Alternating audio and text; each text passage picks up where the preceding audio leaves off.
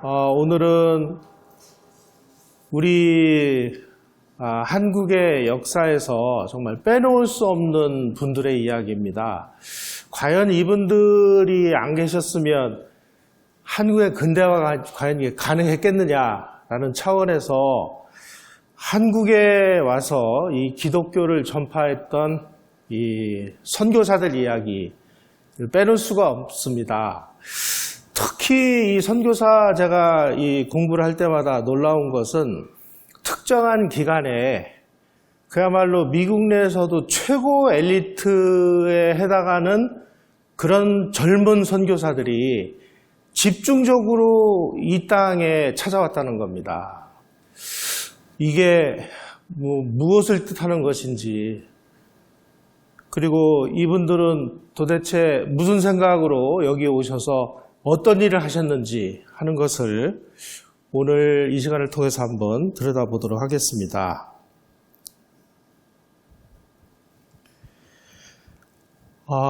이 사진에 있는 분이 귀칠라프라는 분인데요. 1832년에 독일인인 이 귀칠라프라는 분이 토마스라는 사람이, 그리고 존 로스, 존 맥켄타이어 이런 분들이 만주 일대에서, 그리고 그 중국 그 연안에서 한국 사람들하고 접촉을 시작하기 시작했습니다.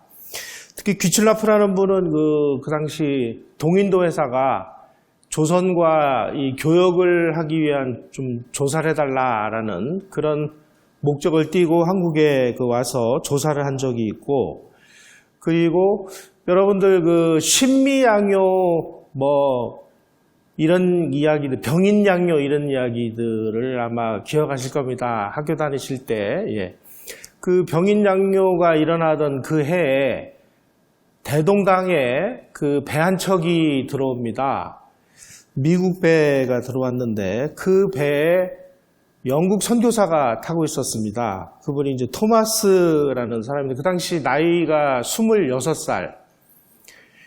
이분이 그 전에 한번 왔다가 뭐가 좀 잘 안 맞아가지고 다시 중국으로 갔다가 제너럴 쇼머로라는 그 상선이 대동강으로 가서 무역을 한다는 소식을 듣고 한국어 통역을 자원을 해서 그 배를 타고 대동강으로 왔습니다. 그때 이제 그 평양 군민들이 이 제너럴 쇼머노를 불태우고 그래서 격침을 시키는 사건이 벌어졌는데, 그때 이 토마스 선교사가 그 자리에서 순교를 합니다. 그 순교를 하면서 요 분이 그 토마스 선교사 그 얼굴입니다. 이거 보니까 링컨 대통령 비슷하게 생겼네요.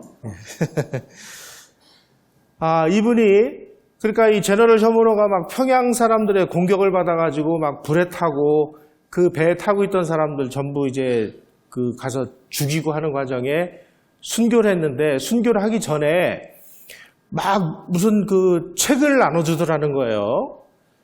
그러니까 이렇게 죽이러 왔다가 막 책을 주니까 이제 그 사람들이 책을 받아가지고 간 겁니다. 알고 보니 이게 성경이었어요.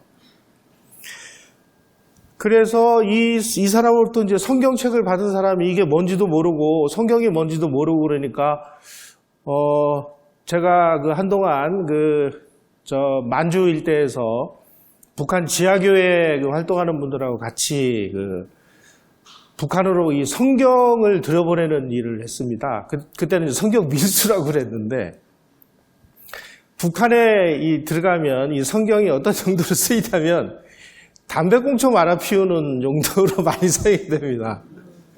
두 번째로는 이 벽지 도배 이런 걸 많이 합니다.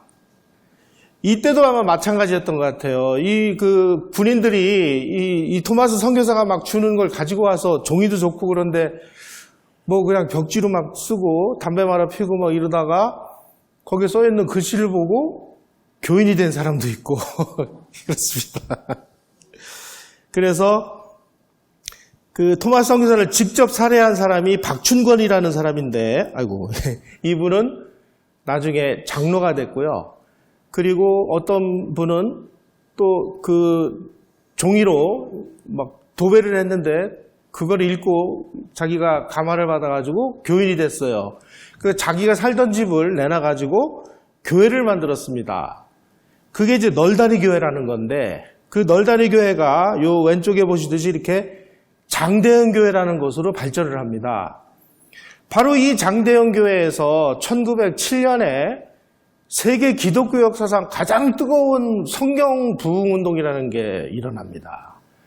그래서 그 당시에 이 서양 선교사들의 기록에 의하면 평양 일대에 기독교가 아주 뜨겁게 전파가 돼가지고 평양을 그 동양의 예루살렘이다라고 이야기를 할 정도로 아주 기독교가 강력하게 이 번창을 하기 시작을 했습니다. 오늘날 그 장대현 교회가 있던 자리에 바로 요 동상이 서 있습니다. 그래서 평양을 방문하는 뭐 외국 사람이건 한국 사람이건 무조건 여기 가서 이 김일성 동상에다가 이게 참배를 강제로 해야 되는 이런 상황이 됐습니다. 그 한국으로 온 이 탈북자들 얘기를 들어보면은요, 자기네들이 북한에 있을 때 이 북한의 통치 체제하고 이 기독교가 굉장히 유사하다라는 얘기를 많이 합니다. 이 사람들은 특히 김일성은 어머니가 이 기독교 계통 집안이었습니다. 그래서 강반석이라고 이름을 졌는데 어머니 이름이 반석은 베드로 아니에요? 또 이 집안에 아주 뭐 유명한 그 기독교 지도자들이 여러 명 나타났고 그 어머니로부터 모태신앙을 받고 태어난 이 김일성도 기독교를 모를 리가 없어요. 근데 이 기독교의 이 프로토콜을 이용해가지고 주체사상이라고 하는 이 세상에서 가장 악질적인 이 사악한 종교를 만들어냈습니다.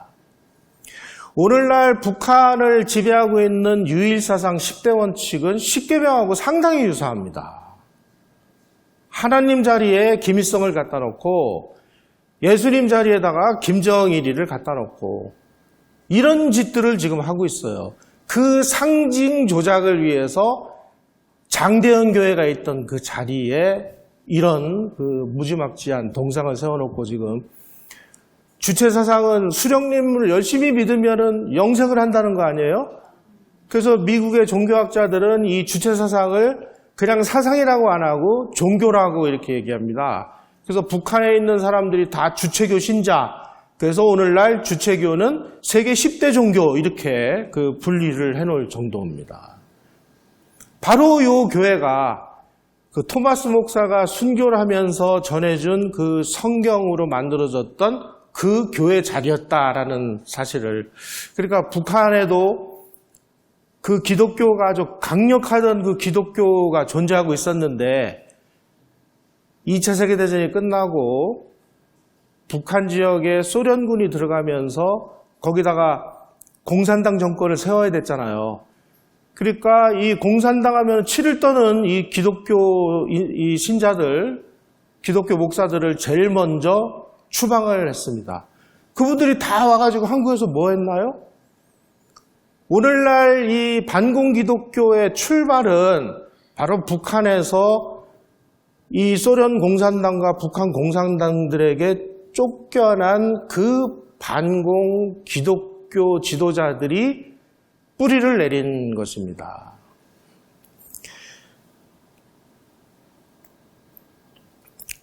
토마스 목사를 통해서 이렇게 이제 성경이 전해져서 이런 교회가 만들어지기 시작을 했고 또 한쪽으로 이 접촉이 이루어지기 시작을 했습니다. 1882년에 우리가 미국하고 이 수호조약을 맺었습니다. 그래가지고 1883년에 미국에 이제 공사가 부임을 했는데 그때 조선은 돈이 없어가지고 우리도 공사를 보내야 되는데 도저히 공사관을 설치할 돈이 없으니까 보빙사절단이라고 해서 이제 감사하는 인사를 하기 위해서 그 민영익을 중심으로 해서 이제 보빙사절단을 파견을 합니다. 여기 있는 이 사진들이 1883년에 이제 그 미국으로 파견된 이 보빙사절단인데 이 사절단들이 그 미국에 가서 미국 대통령을 만났을 때 보통 그 외교사절은 그 나라를 대표해서 가기 때문에 상대방의 대통령이 나오건 뭐건 그냥 평등하게 악수를 하고 인사를 하는 게 정상인데 이때만 해도 우리는 그런 걸 몰라가지고 국제관계가 뭔지를 몰라가지고 큰 절을 이렇게 요게 그 미국 신문에 난 겁니다. 아유, 조선 사절들은 미국 대통령에게 이렇게 그 큰 절을 했습니다.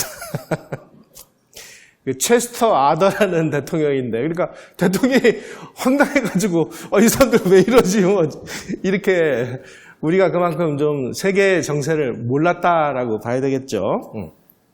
그런데 이 보빙사절단이 미국 군함을 빌려 타고 샌프란시스코에 도착을 해서 샌프란시스코에서 대륙 횡단 열차를 타고 워싱턴으로 가는 그 기차 안에서 재밌는 일이 벌어집니다. 요 오른쪽에 있는 그 사진이 존 가우처 박사라는 분인데 이분이 그 볼티모어 여자대학교 학장이었는데 이 기독교 이 세계 전파에 굉장한 관심을 가지고 있는 분이옵니다.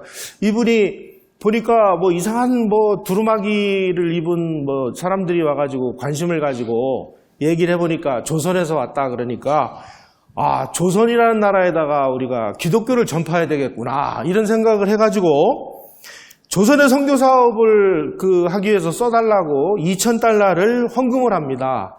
그 당시에 여러분 2,000달러면 뭐 어마어마한 돈이었습니다. 그러니까 이제 이 2,000달러를 받은 북감리교 선교회에서 일본에 나가 있는 그 선교사들을 통해 가지고 조선에다가 지금 선교가 가능한지를 좀 알아봐 달라 이렇게 이제 부탁을 하게 됐습니다. 그러니까 이 존 가우처 박사가 우리 보빙사절단을 만나면서 또 한 번의 접촉이 이루어지게 됩니다. 그때 이제 이 일본에 우리나라 이 기독교 역사를 정리할 때 빼놓을 수 없는 한 분이 일본에서 공부를 하고 있었습니다. 이수정이라는 분인데요. 요 이수정이라는 분은 과거를 급제해서 그 홍문관에 근무하고 있던 중에 이모군란이 벌어져서 그때 민비가 그 남병들한테 죽을 상황이 됐는데 민비를 탈출시켜 줍니다. 그래서 그 공로로 이제 일본에 가서 공부할 수 있는 기회를 얻었습니다. 그래서 일본에 가가지고 일본의 아주 유명한 기독교 지도자인 그 쓰다센이라는 분을 만납니다. 그래서 이분의 권유로 세례를 받고 기독교인이 됩니다. 일본에서요. 1883년 4월 29일 날 부활절 날 세례를 받았다. 이렇게 기록이 나와 있습니다. 이 이수정이라는 분이 무슨 일을 했느냐? 그때 이제 일본에 파견되어 있던 그 헨리 루미스 선교사라는 사람하고 같이 마가복음을 한글로 번역을 하는 일을 같이 합니다. 마침 이때 조선으로 파송되기 위해서 언더우드 선교사하고 아펜젤러 선교사가 일본에 도착을 해서 이제 조선으로 가기 위한 여러 가지 준비를 하고 있었는데 이 언더우드하고 아펜젤러를 한글 교육을 시킨 사람이 이수정이라는 사람입니다.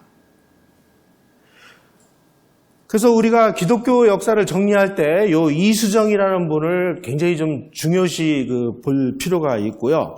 그리고 그 당시 도쿄에 조선 청년들이 유학생이 몇 명 있었는데 이 유학생들을 통째로 기독교에 귀의를 시켜가지고 교회를 나가게 만드는 역할을 합니다.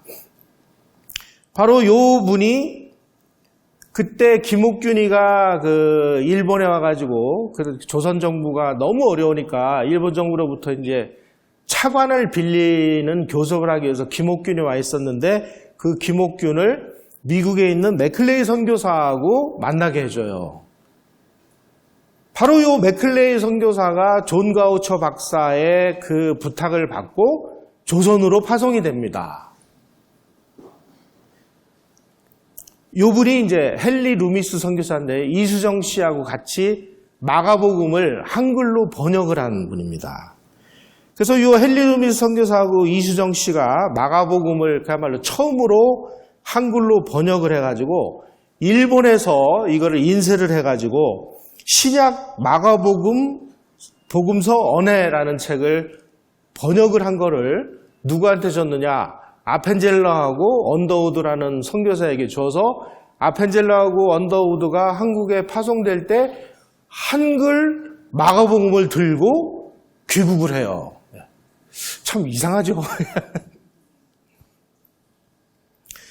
그리고 이 요코하마에서 이 이수정 씨로부터 한국어를 배운 언더우드 그리고 아펜젤러가 1885년 4월 5일 날 우리나라 역사상 처음으로 정식 선교사, 기독교 선교사가 이 땅을 밟게 됩니다. 그때 이제 한국에서는 여러 가지 막 정치적인 격변이 일어나서 아펜젤러는 그 부인을 같이 대동하고 왔는데 미국 공관에서 지금 굉장히 위험하니까 아펜젤러는 그냥 남아있고 단신으로 온 언더우드만 서울로 가서 이제 목회를 시작하게 됐고요. 이수정은 1886년에 귀국을 했는데 이 사람이 기독교를 믿고 근대화물을 먹었다는 죄로 붙잡혀가지고 처형이 됩니다. 44세 때 처형이 됩니다. 기록에 의하면 아마 이수정 씨가 세례를 받고 기독교인이 된 최초의 한국인이 아닌가. 세례는 물론 일본에서 받았습니다만은. 아까 말씀드린 맥클레이 선교사가 이제 조선으로 와서 일본에서 이수정 씨의 소개를 통해서 알게 된 김옥균을 만납니다. 그 당시 그 김옥균은 고종도 개화에 좀 관심이 있어가지고 김옥균하고 고종이 굉장히 사이가 좋을 때입니다. 그래서 맥클레이 선교사가 김옥균을 통해서 조선에서 기독교 선교가 가능하도록 좀 허가를 맡아달라. 그래서 김옥균이 고종한테 이제 보고를 해가지고 기독교는 모르겠으되 서양인들이 조선에 와서 교육기관을 설립을 하고 의료기관을 설립하는 것은 허용하겠다. 이렇게 허가를 받습니다. 근데 이제 김옥균이가 굉장히 중요한 역할을 했다라고 기록에 나와 있습니다. 어쨌든지 간에 선교를 허용한 것은 아니지만 의료와 교육은 할 수 있도록 문호를 개방을 했습니다. 그러니까 그 보빙 사절단으로 만난 존 가우처 박사가 2,000불을 헌금을 했고 그 2,000불을 가지고 맥클레이 선교사를 조선에 보냈고 이 맥클레이 선교사가 김옥균에게 부탁을 해서 고종이 그러면은 의료하고 교육은 할 수 있도록 허용을 함으로 인해서 이제 이 의료인과 교육인으로 가장을 한 이 선교사들이 조선 땅에 이제 들어올 수 있게 이렇게 문호가 열리기 시작을 했습니다.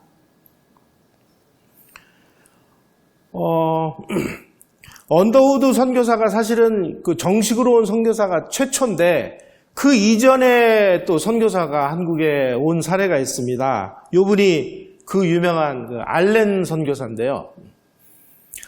이분은 그러면은 왜 정식으로 안 치느냐?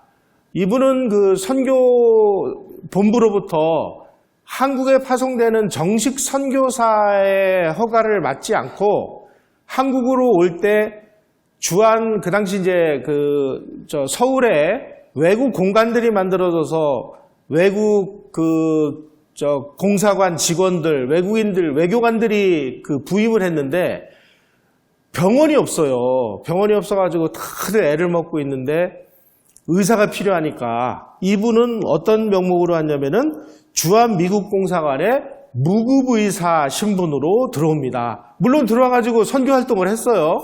그러니까 선교사는 선교사인데 들어올 때 주한 미국 공사관에 무급의사 신분으로 들어와 왔습니다. 그래서 이분이 1884년 9월에 입국을 했고 언더우드 선교사는 85년에 입국을 했고, 근데 요 때를 전후로 해서 조선에 이제 서양 선교사들이 하나씩 둘씩 들어오기 시작을 합니다.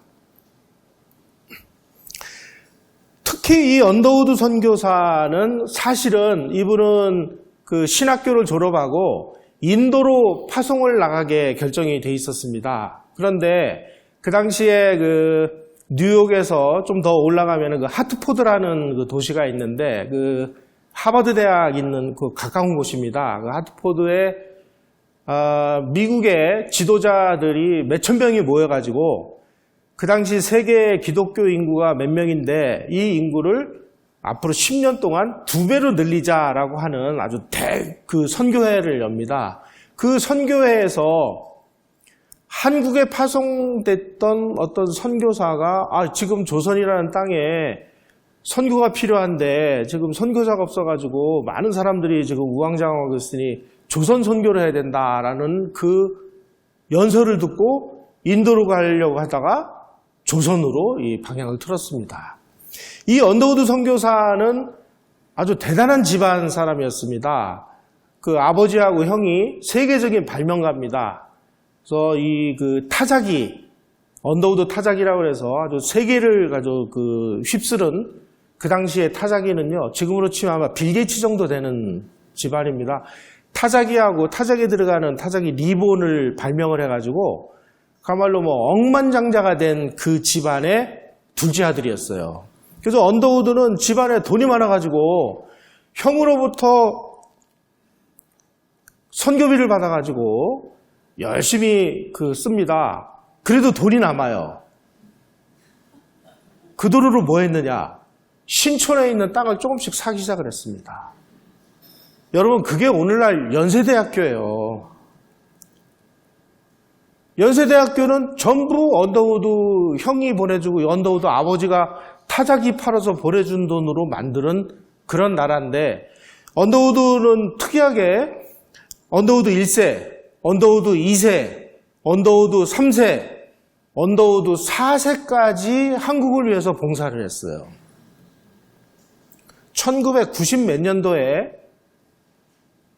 연세대 이 빨갱이 교수들하고 학생들이 언더우드 4세를 내쫓아 버렸어요. 참 우리나라가 이런 나라입니다, 여러분.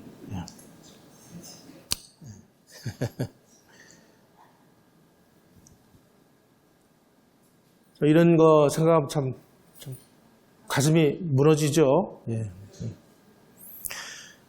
아펜젤러 선교사도 이제 그 언더우드의 뒤를 이어서 도착을 하고 그래서 이때서부터 이제 아주 본격적인 그 선교 사업이 일어나면서 이 지구상 개신교 역사상 가장 뜨겁고 가장 경이롭고 기적적인 일들이 이 땅에서 일어나기 시작을 했습니다. 이 오른쪽에 있는 이 사진들이 한국에서 활동했던 그 선교사들의 모임 때 찍은 사진입니다. 한마디로 그 당시에 조선은 어떤 나라였느냐? 이영훈 교수님의 연구를 통해서 많은 사람들이 알고 계시듯이 이 전체 인구 중에 40%가 노비예요. 노비가 난 자식들도 또 노비예요. 그러니까 이 신분이 세습이 됩니다. 노비의 비율이 가장 많은 도시는 서울이었습니다. 왜냐하면 그 아주 방귀깨나 끼는 양반들이 다 서울에서 살았으니까 그 양반들을 먹여 살리기 위해서 노비들이 많다 보니까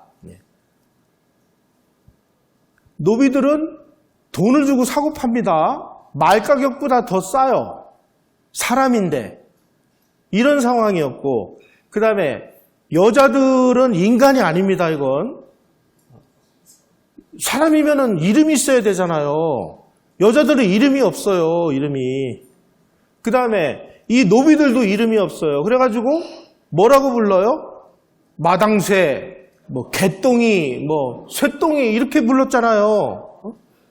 여성들도 이름이 있었습니까? 이름이 없다는 건 인간으로 치지를 않았다는 얘기예요. 아니, 이 세상의 절반이 여성인데 그 여성은 이름도 없고 존재도 없고 그냥 애 낳는 기계 역할만 하는 겁니다, 이게. 그리고 이 양반들은 전부 첩이 있었어요. 서양 선교사들이 와서 보니까 이거 한심한 거라. 야, 이게 뭐냐? 그래가지고 제일 먼저 교회를 열어서 교회에 와가지고 세례를 받으려면 우선 그 첩을 내보내야 됩니다. 그래서 축첩제도를 없앤 게 선교사들이에요. 두 번째, 성경을 읽어야 되잖아요. 그래서 남녀노소 불문하고 한글을 배워라. 그래서 한글 보급에 앞장섰습니다. 세 번째, 중국의 사례를 보면 중국에서 그냥 맨 그 마약 때문에 나라가 다 망했잖아요. 근데 이게 담배가 마약이랑 똑같거든요. 그러니까 담배 끊어. 담배 피는 사람들은 세례를 안 줬습니다. 그래가지고 이 세문안교회 그 기록을 어떤 분이 연구를 했어요. 언더우드 선교사의 또 증증증 손녀인가 하는 분이 연구를 한 그 자료를 보니까 세문안교회 근대화 시절에 공부를 한 다음에 교인들 중에 세례를 받은 비율이 16%밖에 안 됩니다. 왜 그랬느냐? 어지간하면 다 줄 텐데 우선 한글을 공부해야 되고, 두 번째 술 담배를 끊어야 되고, 세 번째 첩도를 다 내보내야 돼요. 이런 모든 과정을 통과한 사람에게만 세례를 줬습니다. 오늘날 우리 사회의 모든 악습을 퇴치하는 데 앞장선 분들이 바로 이분들이었습니다. 1884년부터 1934년까지 한국에서 활동한 선교사가 1060명이었는데 그 중에 미국 선교사 비율이 거의 80%였습니다. 그 다음에 캐나다 선교사, 이렇게 순서가 되고요. 그리고 특이하게도 그 당시에 한국에 온 선교사들은 거의 다 20대, 30대, 미국에서도 가장 촉망받는, 가장 엘리트 신학교를 나온 그야말로 청교도 정신으로 무장한 그분들이 한국에 와서 그 청교도 정신을 조선에다가 이식을 시켜준 겁니다. 그래서 이때부터 개인의 자유라든지 문명이라든지 개화라든지 과학이라든지 개방, 자유, 인권이라는 개념이 우리 사회에 소개되기 시작을 했습니다. 이분이 그 스크랜턴 선교사의 어머니였어요. 이분은 아들 스크랜턴하고 어머니가 같이 왔어요. 아들은 이제 의사였고, 이 어머니를 이제 아들하고 구분하기 위해서 스크랜턴 대부인이라고 이렇게 얘기하는데, 이분이 이화학당을 만든 분입니다. 지금까지는 이름도 없고 그냥 애 낳는 기계 역할만 하던 이 땅의 여성들에게 교육을 시켜가지고 이분들이 깨어나야 조선이 산다 그래가지고 아이들 공부시키는 이화학당을 만드는 겁니다. 세상에 이분이 오기 전에 어디 여자가 감히 공부를 해요? 정말 우리나라 사람들 다 교회 나와야 돼요. 우리나라 특히 여성들은.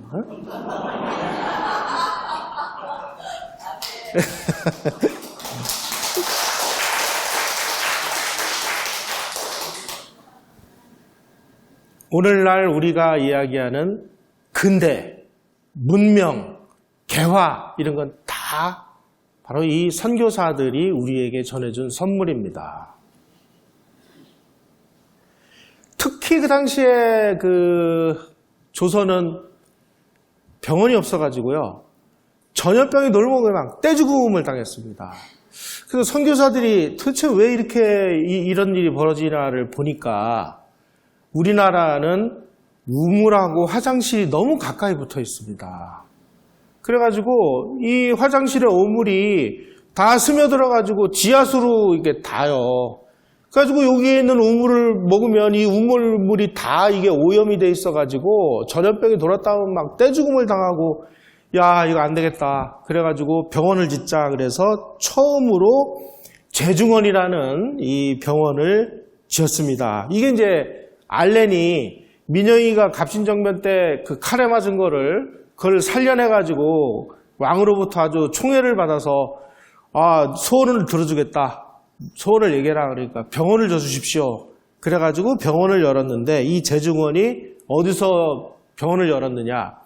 바로 갑신정변을 일으킨 주범이 주범 중에 하나가 홍영식인데 이 홍영식이 그 당시에 우정국의 총책임자였습니다. 이분이 개화를 위한 갑신정명 쿠데타에 관여했다가 삼족을 다 멸해요. 바로 이 홍영식의 집을 내준 겁니다. 여기서 병원을 열어라. 이게 재중원이 된 겁니다.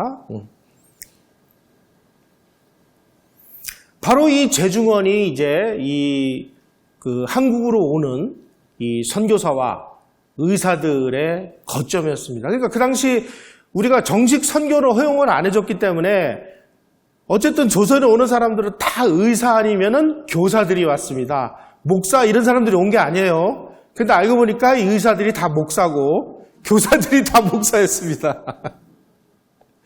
그래서 이분들이 다 뭐 이제 막 병치료를 해주고 먼저 뭐 아프다고 그러면은 먼 길을 뛰어가서 다 치료해주고 이 사람들이 더 감동한 거는요.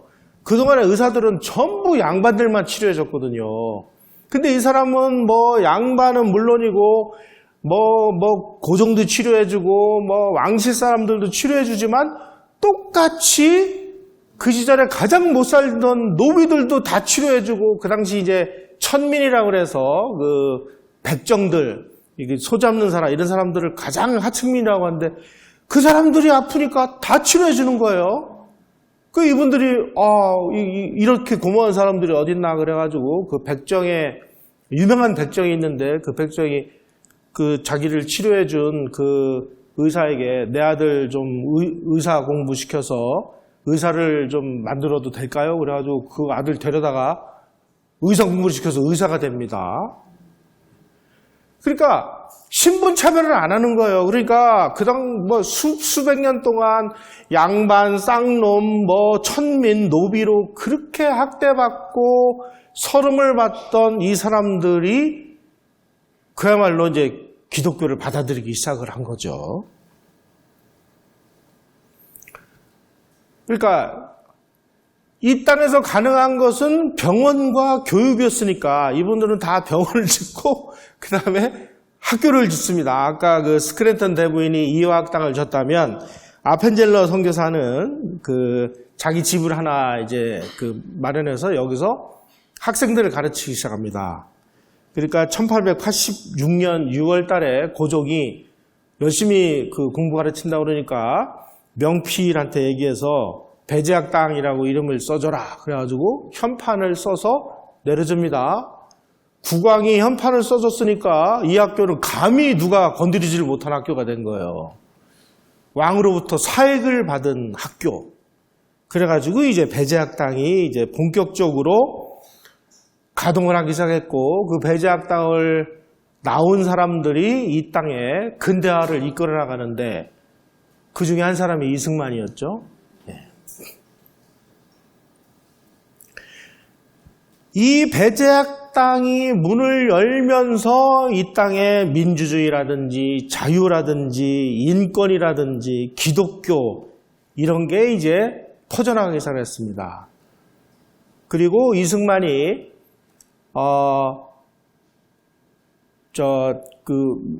왕을 타도하는 그런 운동을 하다가 체포돼 가지고 그 감옥에 갇히죠.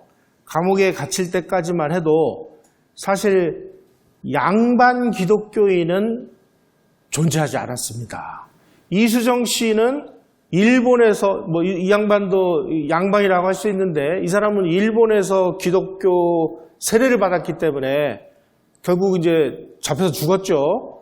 뭐 이런 사례를 보니까 양반들은 감히 이제 그 교인이 될 그런 엄두를 못 냈는데 이 양반들이 집단적으로 기독교로 개종을 하는 사태가 언제 일어나느냐. 이승만이 한성 감옥에 갇혀가지고 기독교에 그 귀의를 하게 됩니다. 배제학당 다닐 때만 해도 뭐 기독교는 배우긴 배웠지만 종교로서 받아들이지 않았습니다. 그런데 한성 감옥에서 매일 밤마다 그냥 막 처형당하는 모습, 오늘은 내가 죽나 아니면 네가 죽나 막 이런 그 생과 사의 갈림길을 오락가락하면서 강렬한 그 체험을 해가지고 기독교 신자가 돼요. 그래가지고 그 감옥 안에 있던 양반들을 전부 기독교 신자로 개종을 시킵니다. 월남 이상제, 그 다음에 뭐 유성준, 기타 등등 많은 사람들이, 이 양반들이 단체로 이제 기독교인이 됩니다. 나중에 요 그룹이 무슨 일을 하느냐. 이승만이 전국 곳곳에서 3.1운동 이후에 임시정부가 만들어졌을 때 그 임시정부가 만들어지는 데마다 전부 대통령 내지는 국무총리로 누구를 추대하느냐. 이승만을 추대해요. 그 추대하는 일들을 한성 감옥에 있었던 요 양반 기독교인들이 하게 됩니다. 이런 인연이 만들어집니다. 특히 이 배제학당에서는요, 일을 해라. 학비도 니네가 내라. 절대로 학비를 공짜로 안 해줬습니다. 근데 집안이 가난해가지고 학비를 못 낸다. 그러면 자조부라는 걸 만들어가지고 네 스스로 노력해서 학비를 벌어라. 근데 배제학당 안에 이 산문 출판사라는 걸 만들어요. 출판사에서 아르바이트를 하게 합니다. 그래서 거기서 돈을 벌어가지고 학비를 내게 만들어요. 그리고 영어를 좀 할 줄 아는 사람들은 그 당시 이제 한국으로 오는 이 선교사들, 그 다음에 의료인들은 다 선교사라고 보시면 됩니다. 이분들이 한글을 모르니까 이분들에게 한글을 가르치고 돈을 받아요. 아르바이트를 시킵니다. 그래가지고 학비를 내게 만듭니다. 자기가 노력해서 돈 벌지 않은 사람에게는 절대 공짜로 공부를 안 시켰습니다. 네가 땀 흘려서 노력을 해라. 소위 말하는 노비정신 이런 거 다 없애라. 네 스스로 노력을 해서 네가 벌은 대가로 공부를 하고 대가를 지불해라 하는 이런 자조정신을 가르쳤다는 사실. 이게 그 당시 배제학당의 그 교사들하고 학생들 사진입니다.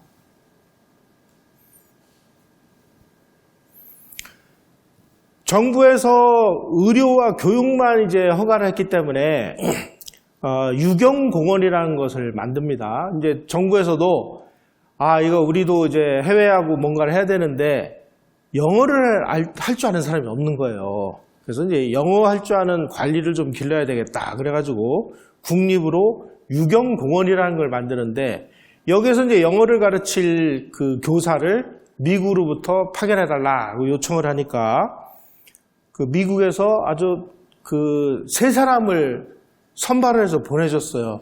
근데 이 세 사람이 정말 다 당대 아주 걸출한 걸물들이었습니다.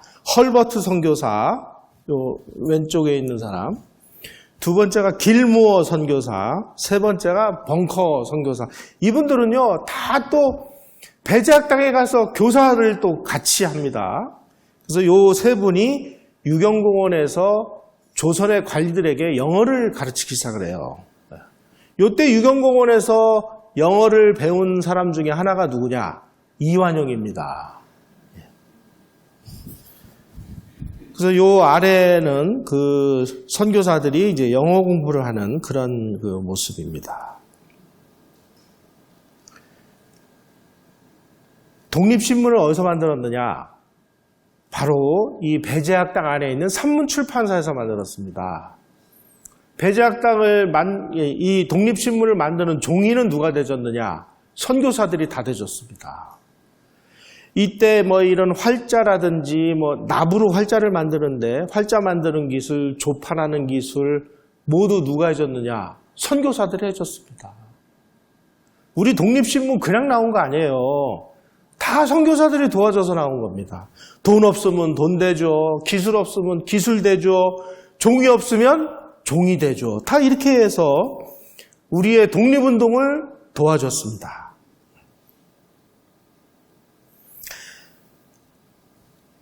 이수정 씨가 헨리 루미스 선교사하고 마가복음 하나는 어떻게 그 번역을 했는데 그 마가복음이 뭐 제대로 된 번역이었겠어요. 그러니까 이제 한국에 온 선교사들이 야, 이거 빨리 우리 성경을 번역하자 그래가지고 성서 번역위원회라는 걸 만들어가지고 언더우드, 아펜젤러, 알렌, 스크래턴, 헤런 이런 분들이 이제 모여가지고 한국 사람들의 도움을 받아가지고 한글로 성경을 번역하는데 그 전라도에 그 한글로 성경을 번역하는데 도움을 줄 만한 사람이 있다고 그러니까 아펜젤러 선교사가 그분을 만나러 배를 타고 가다가 요 어청도 근해에서 이 배가 밤에 충돌 사고를 일으켰습니다. 그래가지고 이 아펜젤러 선교사가 타고 있던 배가 침몰을 했는데 그때 아펜젤러는 자기 비서하고 같이 갔던 그 사람들을 구하다가 자기는 못 빠져나오고 그 배하고 같이 수장이 돼가지고 사망을 했습니다.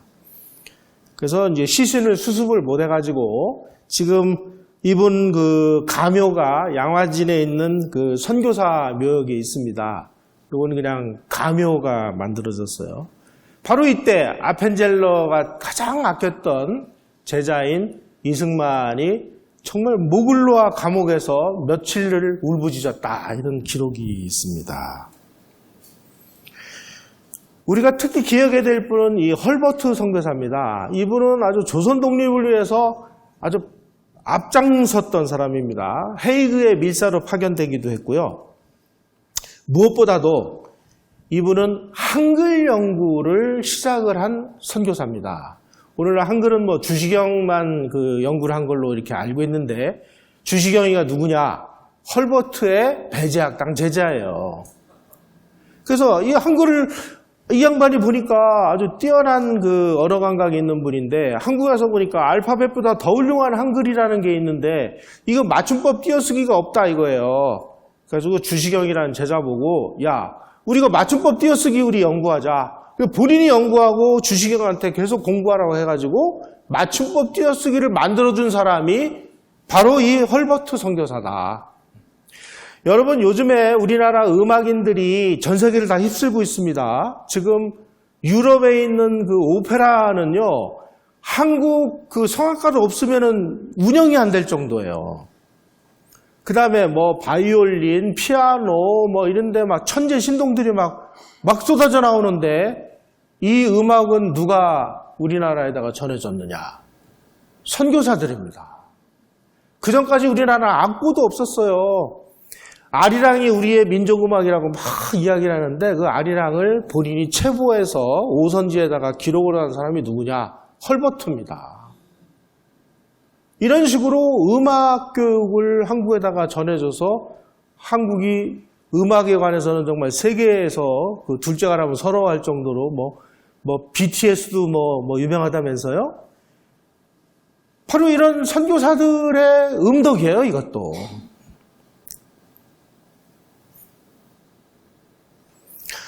(1949년에) 이승만 대통령이 대통령에 취임한 다음에 독립운동의 은인 헐버트 박사를 초청을 합니다. 그때 나이가 86세였어요. 그러니까 이승만이 말하자면 자기의 그 배제학당 제자이기도 하고 미국에서 망명생활을 할 때 이승만을 도와가지고 같이 독립운동을 했던 그 동지가 대통령이 돼서 초청을 하니까 모든 걸 물리치고 이제 배를 타고 한국에 도착했어요. 근데 이 86세가 그 배를 타고 오느라고 얼마나 힘들었겠습니까? 도착하자마자 병이 나가지고 그 청량에 있는 위생병원에 입원을 해가지고 돌아가셨어요. 이 어른도 양화진의 외국인 선교사의 묘역에 묻혔는데 이때 요 사진이 1949년도 7월 달에 인천항에 도착했을 때의 사진입니다. 이승만 대통령은 재임 중에 독립운동가로 그 여러 명을 표창을 했는데 독립운동가는 다 본인하고 같이 독립운동을 도와준 외국 사람들이었습니다. 그 중에 한 분이 이 헐버트 선교사입니다. 특히 그 우리 독립운동 과정에서 선교사들의 역할이 지금 전혀 알려지지가 않고 있는데 오늘 요 강의를 들으신 이후에 한번 잘 생각을 해보세요. 이승만 대통령이 1905년에 석방이 돼가지고 석방되자마자 한 달 정도 후에 미국으로 가는 밀사로 선발이 됩니다. 선발이 될 때 선발된 이유는 뭐냐? 영어를 할 수 있었기 때문입니다. 그래서 이제 민영환의 밀사를 뽑혀가지고 미국으로 가서 미국에서 이제 활동을 하는데, 아니 이제 감옥에서 나온 데다가 무슨 조선 정부로부터 무슨 벼슬도 있는 사람도 아니고 이런 사람이 막 미국 국무장관도 만나고 막 이런 일이 연이어 벌어져요. 야, 이게 이런 일이 다 있나. 알고 보니까 이승만이 밀사로 뽑혀서 미국으로 간다 그러니까 배제학당의 스승들인 이 선교사들이 미국으로 움직이는 19명의 유력 인사들에게 편지를 써줍니다. 소위 말하는 이제 추천장을 써주는 거예요. 미국에서 목사님이 써주는 추천장은 이건 뭐 법보다 더 무서운 겁니다. 아, 이승만은 우리가 가르친 제자로서 앞으로 이 세계와 조선을 이끌어 나갈 정말 인재입니다. 이 인재가 미국에 가서 지금 큰일을 하게 됐는데, 미국은 물설고 낯설고 사람도 아는 사람도 없는데 이 친구가 본인의 뜻을 이룰 수 있도록 많은 도움을 주시기를 부탁드립니다 하는 이런 추천장을 19장을 받아가지고 가요. 이 19장이 다 이 세상을, 미국을 움직이는 사람들이었습니다. 그 중에 한 분이 세브란스였다는 건 지난번에 제가 한번 설명을 드렸죠. 1942년도 12월 달에 이승만 대통령이 이제 1942년 12월이면 언제냐? 1941년 12월, 그러니까 1년 전에 일본이 진주만을 기습 공격을 해가지고 미국하고 일본 간에 태평양 전쟁이 벌어진 지 1년이 지난 후였습니다. 가만히 보니까 미국하고 일본이 이제 전쟁을 해서 초기에는 일본이 아주 굉장했습니다. 미국이 준비를 안 하고 있다가 기습을 당해서 굉장히 어려운 국면을 맞았는데 서서히 미국이 이제 본 실력을 나타내기 시작하는 바로 요 시점이었습니다. 이승만 대통령이 야, 이제 우리는 독립을 위해서 본격적으로 움직여야 될 때가 왔구나 싶어가지고 본인이 이제 기독교인 친한회라는 거 하고요, 한미협회라는 두 개의 단체를 만듭니다. 바로 이 기독교인 친한회를 만들 때 누가 도와줬느냐? 바로 한국에 파송되어 있었던 에비슨 선교사라는 사람의 도움을 받습니다. 에비슨 선교사의 친구가 누구냐? 폴 더글러스라는 아메리칸 대학교 총장입니다. 이 아메리칸 대학교는 아마 여러분들 워싱턴 가보신 분 혹시 있으면은 아실지 모르겠는데 이 벚나무가 아주 울창한 그런 학교입니다. 이 에비슨 선교사는 누구냐면은 이승만이 배제학당에 들어갔을 때 상투를 틀고 있었어요. 그 에비슨 선교사가 근대화를 하려면 그런 상투 이런 거 가지고 이게 되겠느냐. 그래가지고 상투를 잘라준 사람이 바로 이 에비슨 선교사입니다. 이분도 의사예요. 그래서 고종의 주치의도 하고 그랬습니다. 아주 이승만하고는 정말 제자인 동시에 친구인 동시에 그야말로 의기투합했던 사람인데, 이분이 이제 은퇴하고 미국으로 가 있을 때 이승만이 우리 지금 독립을 위해서 움직일 때가 왔습니다. 그러니까 그럼 내가 도와주지. 그래가지고 에비슨 선교사가 자기 친구들하고 이런 사람들을 다 동원해서 이승만이 기독교인 친한회라는 걸 만들도록 도와줍니다. 바로 이 기독교인 친한회는 거의 대부분 한국에 파송된 경험이 있거나 한국에 파송됐던 선교사들을 후원했거나 하는 분들로 만들어집니다. 여기에 어마어마한 사람들이 다 동원됐습니다. 프랭크 머피 연방대법원 판사를 비롯해서 미국 사회를 그야말로 줬다 흔들었다 하는 이런 사람들이 다 참여를 합니다. 이승만은 이런 정도로 미국을 움직일 수 있는 힘을 가지고 있었던 사람이에요. 그런 인맥을 누가 도와줬느냐? 에비슨 같은 한국에 파송됐던 선교사들이 도와줬던 것입니다. 이분들이 누구를 집중적으로 움직이느냐? 대통령을 움직였습니다. 미국 대통령을 움직일 수 있을 정도의 영향력을 가진 사람을 이승만은 네트워크를 만들어낸 겁니다. 누구를 통해서? 한국에 파송됐던 선교사들을 통해서. 또 한미협회를 또 결성을 합니다. 한미협회는 제가 지난 시간에도 말씀드렸듯이 6.25 때 6.25가 딱 터졌을 때 이승만 대통령이 제일 먼저 전화를 걸어가지고 지금 우리가 침략을 당했으니까 미국의 파병을 도와주십시오 하고 전화를 건 사람이 누구냐? 해리스 목사라는 사람인데 그 해리스 목사가 한미협회에 소속돼 있었던 사람입니다. 해리스 목사는 누구냐? 미국 상원의 원목이었습니다. 그때 트루먼이 부통령이었을 때 미국 부통령은 상원 의장을 겸하게 되어 있습니다. 그런데 이 사람은 무슨 일이 있으면 반드시 원목하고 상의를 해요. 그래서 이 부통령을 움직일 수 있는 사람이 해리스 목사였는데 그 해리스 목사가 한미협회 회원이었어요. 그야말로 미국을 움직일 수 있는 이 파워를 가진 사람이 이승만이었는데 이런 분들을 누가 다 연결해 줬느냐? 한국에 나가 있던 이런 선교사들이 다 연결해 준 겁니다. 이런 분들이 무슨 일을 했느냐? 여러분, 한국이 국제사회로부터 독립을 시켜주겠다. 이렇게 약속을 처음으로 받아낸 게 언제냐?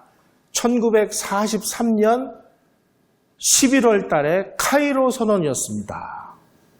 카이로 선언에서 그 전까지만 해도 전 세계가 한국이 어디에 있는지 한국이 죽든지 말든지 관심이 없었는데 1943년 11월에 카이로에서 모인 루스벨트 대통령, 처칠 영국 수상, 장개석 총통이 특정한 한 나라를 딱 집어가지고 조선이 지금 일본의 노예 상태에 처해 있는데 우리가 조선을 독립시켜주겠다. 이 약속을 한 게 1943년 11월에 카이로 선언이었습니다.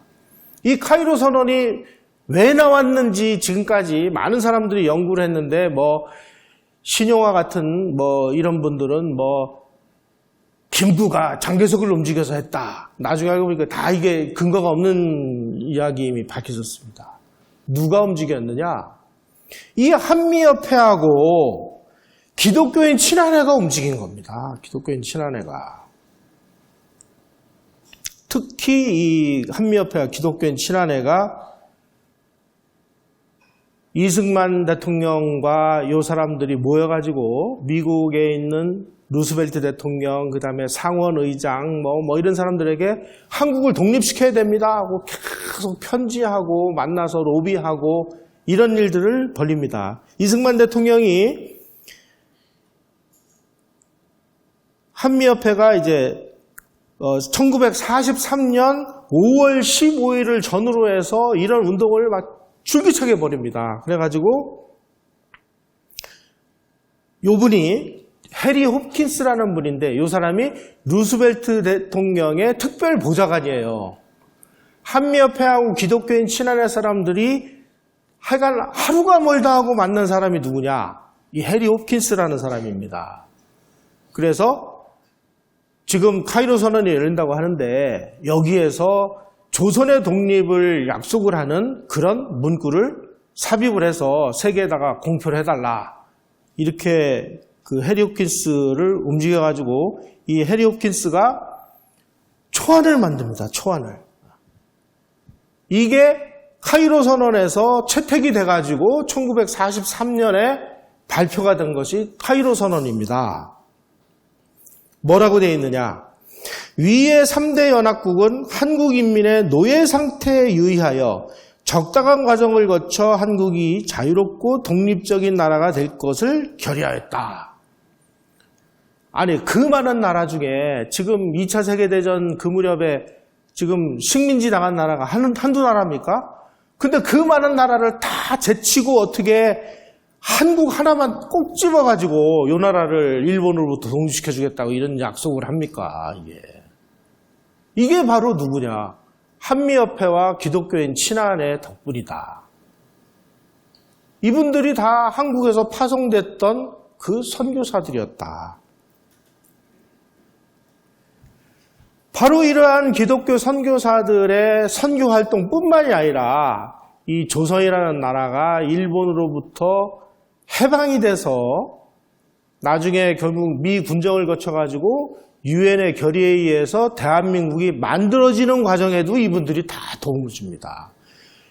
우리가 이 만들어진 나라를 공산당들이 침략했을 때도 이분들이 또 영향을 줘가지고 유엔군이 참전하게 만들고, 그래서 단순히 이 기독교 선교사들은 와가지고 우리나라에게 신앙만 전파한 게 아니라 근대라는 이 어마어마한 문명을 우리에게 선물했던 이런 존재들이라는 사실을 이 자료를 통해서 이해하시기 바랍니다.